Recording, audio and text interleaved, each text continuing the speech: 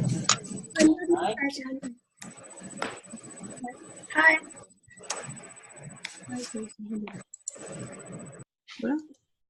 Hi.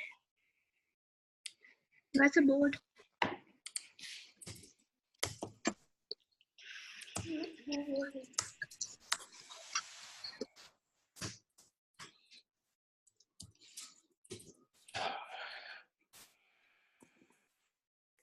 Okay. Okay, a quick attendance before we move on. Vedant, Sahil, Axel, Ishir, Abhyarth, Saurabh.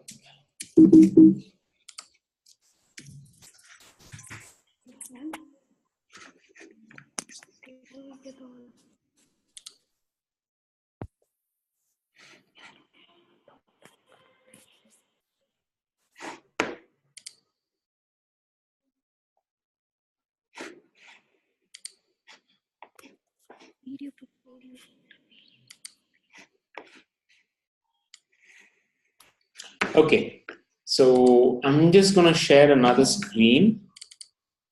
And see, the last time we spoke about calculation, right? And we're just going to continue on that. We're going to look at a couple of endgames to learn about calculation.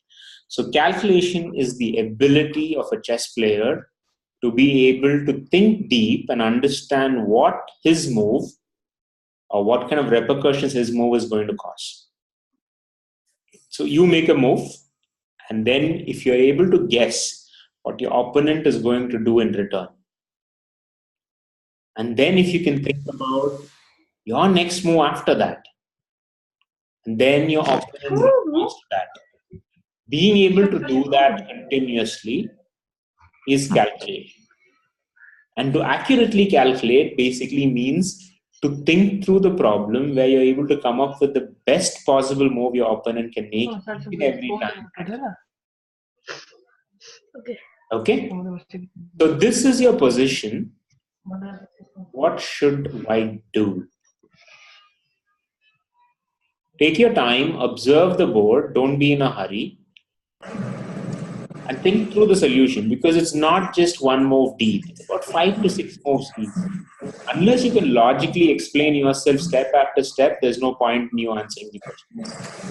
Because if you were to just answer one and not answer the next move, then I would suggest that you log in into the 8:30 batch, which is for beginners, and we could all have some fun there. This one is for advanced kids. They behave like one. I'm okay if you can come up with even 2 to 3 moves and say, I'm going to do this, sir, and that's the best move the black has.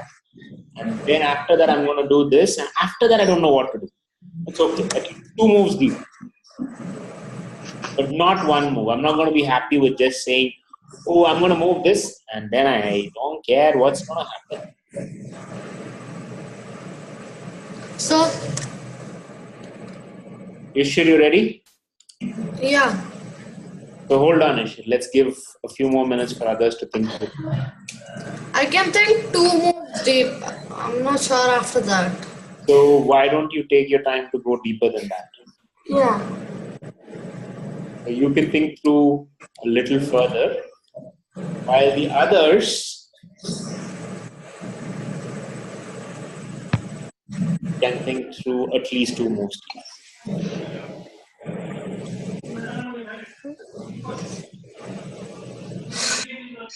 I got it.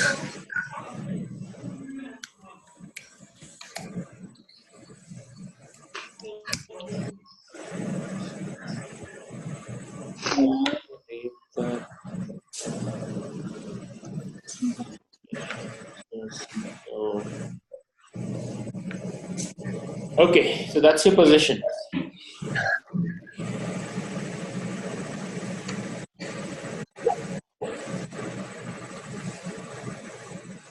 Leroy.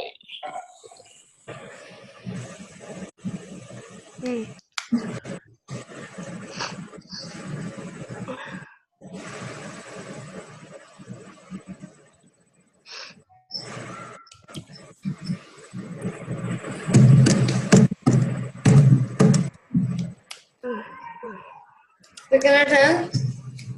Who wants to? Me. Me. You should hold on.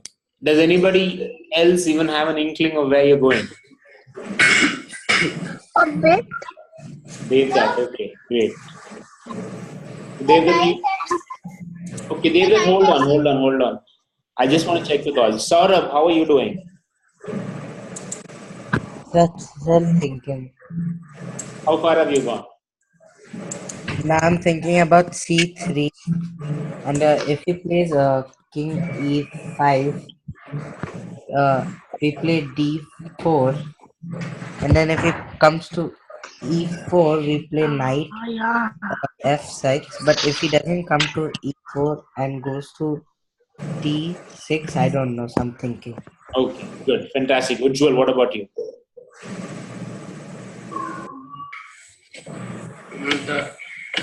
I'm now thinking of two moves, nf6 and ng5. Which one is better? Okay.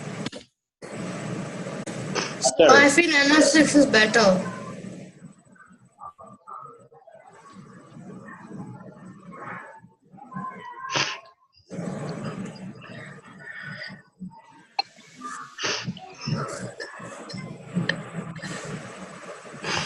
Atar,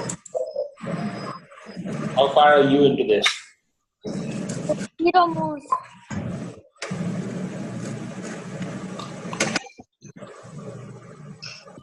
Now, so like the night takes, then will I do?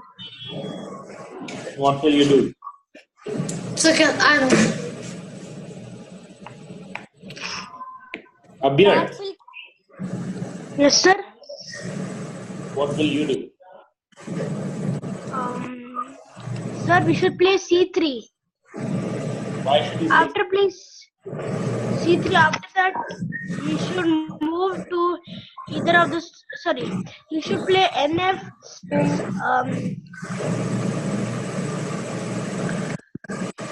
NF6. Then if Okay. he moves it. Abhyar, if you play c3, if his king moves to e5 and you play nf6, your knight just got killed.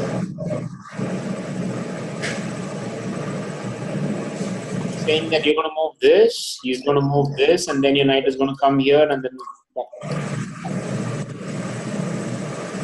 the kind of calculation you should be doing. That's wrong, Abhyar. Think again. Calculation basically means thinking through the possibilities. Leroy, what are you going to do? So I calculated. Sir, I think first knight to f6, the bishop is attacked. Okay. If it moves somewhere, we give a pawn check. Then the king goes to e5 to attack a knight. Then we move a knight to save it. Okay, interesting. Axel.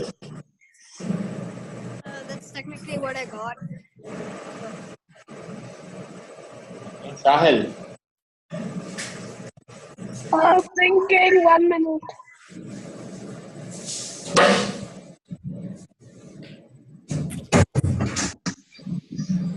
Here's a clue, guys. You got to think about forced moves. So I know. You feel your opponent can move to any of the places, and then you'll figure out whatever it is. After he moves it, you're missing the point. You're not calculating there. You're playing reaction chess. You're just playing one move deep. You got to think of a forced move. A forced move is one where you're either giving him a check, you're attacking, you're threatening checkmate, something which forces him to respond in a particular way. You can almost logically pinpoint and say this is the only way he's going to do it. If that, go ahead. So can I? You should hold on. If that doesn't, you do. The knight f6. Mm-hmm. So you're forcing the bishop to move. Yeah. Then you should play knight e7. Yeah. So what would the bishop do? The bishop can't protect any of these squares which the knight can go, because the knight will kill himself first. Like if we go to E4 and G4, My question is, what will the bishop do? bishop will move to S3. F3. Bishop F. He can move to Okay, other now place. let's go to Ishir. Huh? Go ahead, Ishir. Explain yourself. Yeah, same thing, NF6 and ND7. And And NF6, the bishop will either move to G6 or to F7 or to F3. So wherever he move to ND7, which blocks the E5 and C5 square the king, like he can only move there. And then when he pushes C3 next move, which is forced. see, that's where you're wrong. Like, I mean, the ND7 is fine. You understand that. So I got it. But you say that it doesn't matter where the bishop moves. And that's wrong. Out of the 3 squares that you talked about, only one of them is correct. And you need to understand why. Right? This is not a move where you don't care what he does and you got a checkmate. There is a move. There is the right move that he will play. Okay? It's a technical move. In the sense, even if he makes any of the other moves, you can still win the game. But you should understand that he will play one move which reduces your percentage and probability of winning a lot. Saurabh, go ahead. So I got it. So Yes. can I say? Yeah. So Saurabh, should I say? Yes, please go ahead, sir. So the first move is knight f6. So what we are trying to do is we are trying to play nd7 after this to block the king's only 2 squares, which are c5 and e5. Very good. So we play knight f7 attacking the bishop. Now if he tries to play g4 and prevent the knight from going to d7, we just capture it. Perfect. So you can't even. Or if it plays something like knight f3, we still play knight d7, which is unstoppable. See, that's where you're. Then if That's why all of you are wrong. So this is fine. So you're talking about this check. That's fine. Now bishop has a lot of moves. You got to consider each one of them. There's 7 possible. This is what calculation is about, guys. And you're not calculating. You all are abstracting it out. You're putting it into a burner and saying that, whatever he does, I'm going to win the game. That's not true. Because he's going to play a move and you're going to see it where just moving to knight d7 is not going to help you win the game.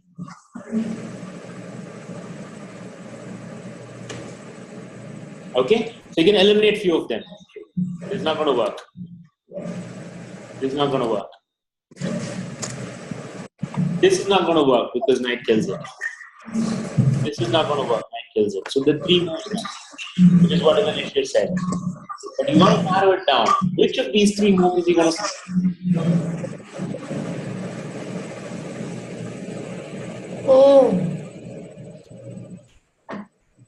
Oh yeah.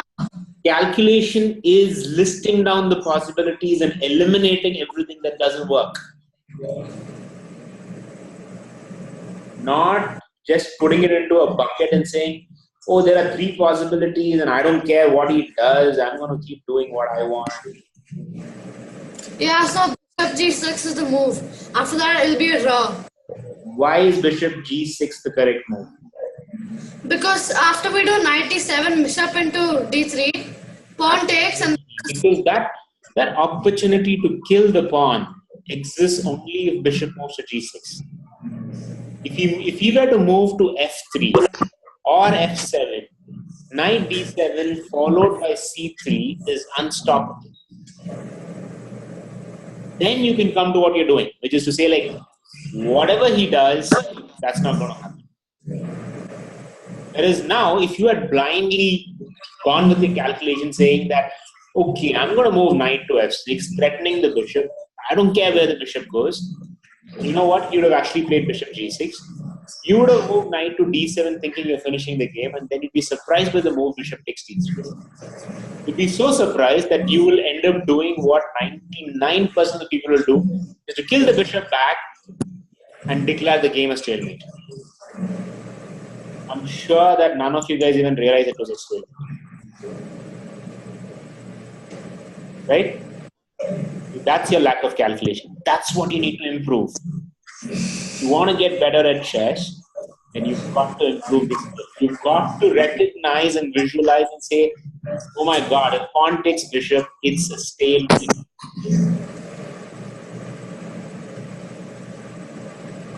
So now think, after bishop takes d3, what is your move going to be?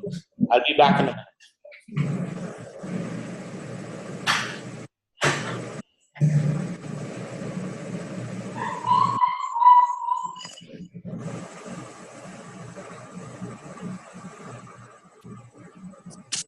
Oh, jeez.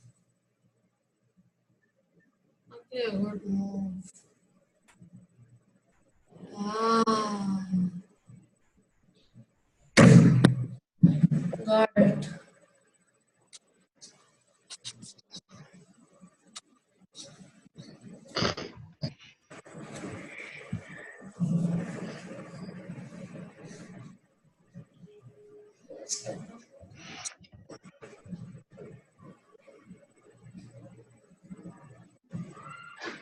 I got it.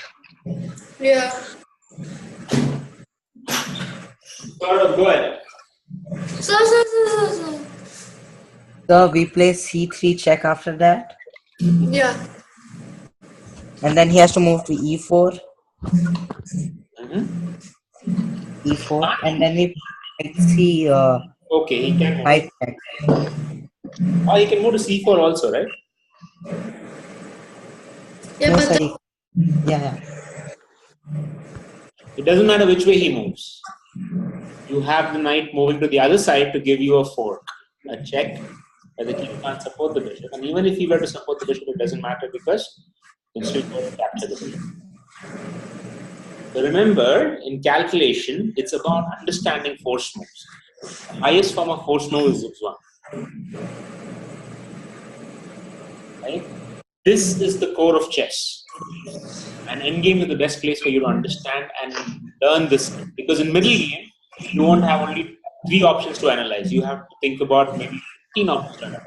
It takes you much more time to arrive at the best answer. Whereas here, you can think about the force move. And now, the bishop will go there. This is the right move to prevent the king from escaping. And threatening this. You need to respond to this force move. Now, if you guys hadn't done the calculation, 9 out of 10 chances are pawn takes bishop, stalemate, have a sorry face in a tournament, walk out. Game that you could have won, you're losing because of what do you do instead? Now it doesn't matter whether he goes to e4 or whether he goes to c4. Both cases, in either cases, you have a check going for you. And that's how you win the game. Let's.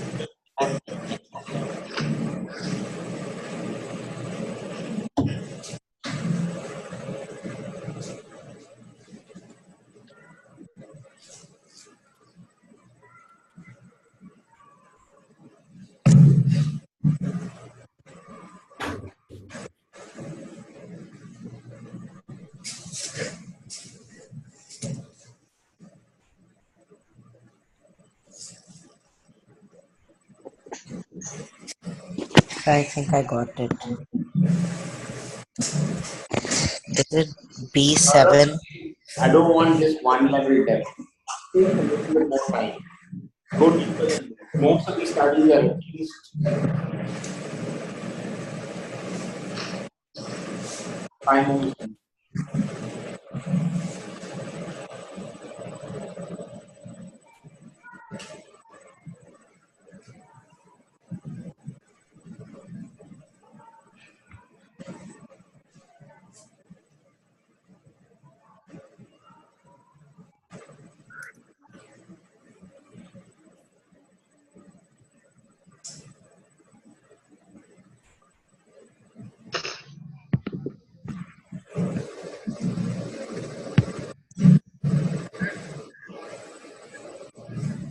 Acha. First we do NC6, and then the king comes up to try to kill knight. Pawn kills pawn, and threatening promotion. Then king goes back to the corner. We bring the king closer to king at KF7. Now,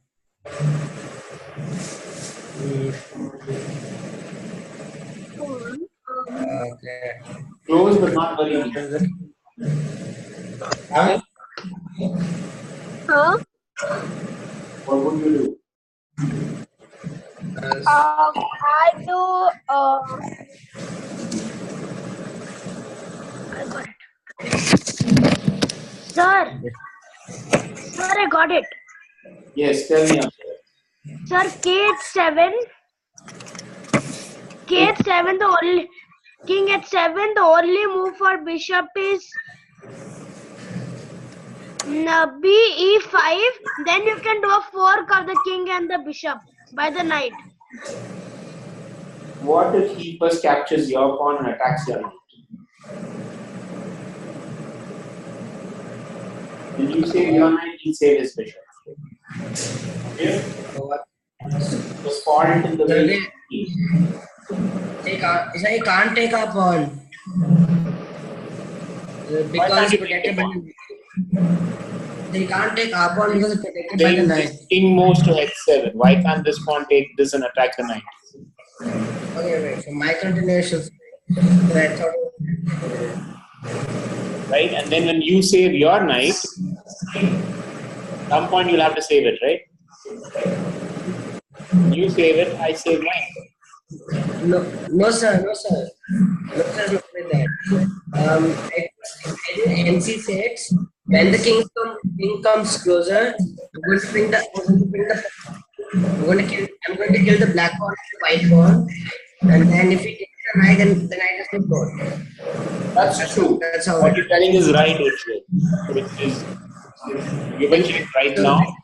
King is forced to come here, and then you capture the pawn, and the king can't capture the knight because you're threatening. So far, so good. But you got to go deeper than that. Sir, Daniel,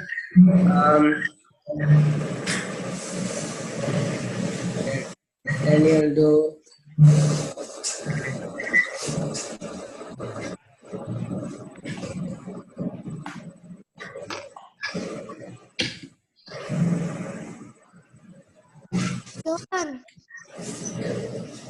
Turn. Yes, sir. Yeah, first the knight kills the check on C6. King comes to B7. Pawn takes pawn. He goes back to A2 defense. Then the king comes to H7. Then bishop escapes. Bishop comes to f6 and he's out.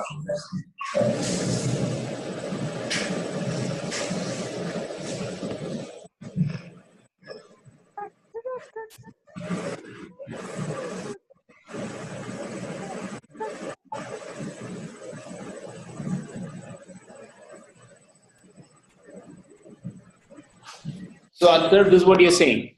Knight comes here, check. King comes here. Pawn takes pawn. And then king goes back. Then you come here. Then the bishop comes here and he has a way out. What's the king f7? Not king f7. King f7 is the best. Okay. King f7. What happens after king f7? After king f7, King e6. king e6. What would black do? King b7. No, we'll try to get the bishop out. Then B. All calculations is about constraints. Okay? The more constraint there is, the more constraint that you can exploit, the higher your chance of winning the game. So for example, it begins with this check. You take the pawn and you create a constraint. I'm going to move there. What will black do here? Move to the corner. But why? Is it forced? Yeah. Yes. Only move. It is forced. It is the only You move. cannot move his bishop. His bishop is blocked out. There's absolutely no square to go to. But now go deeper. Now you guys should take it all the way to the end. We have 3 minutes left. Let's make the best of it.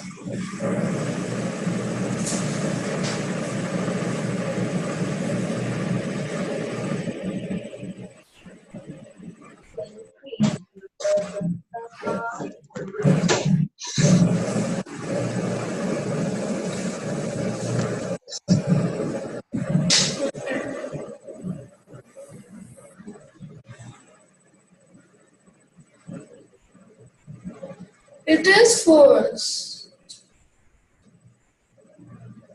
It's forced. It's forced, yes. But what Because the bishop comes. white do after that? Let's go deeper.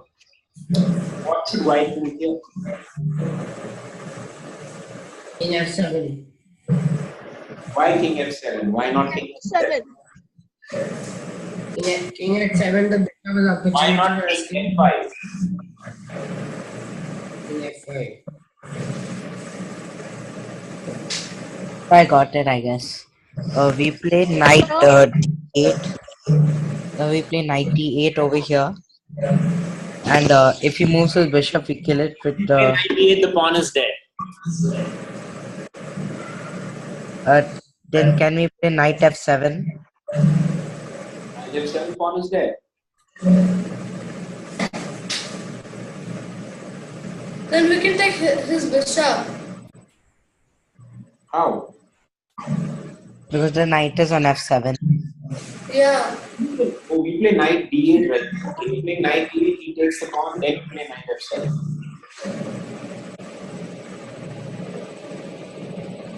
But he won't take the pawn. We play knight d8, probably move bishop to. If he plays bishop to e5, we play bishop to knight to c6 back. He'll be happy about it because he probably will move his bishop.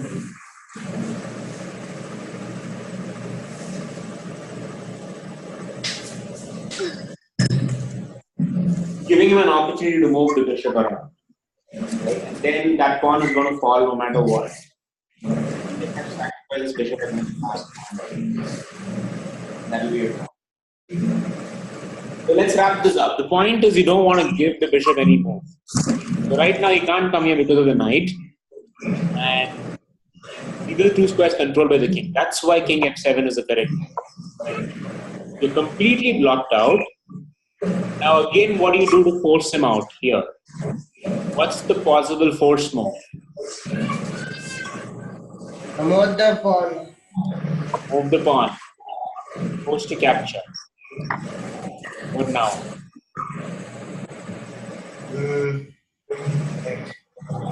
Then king back to The pawn.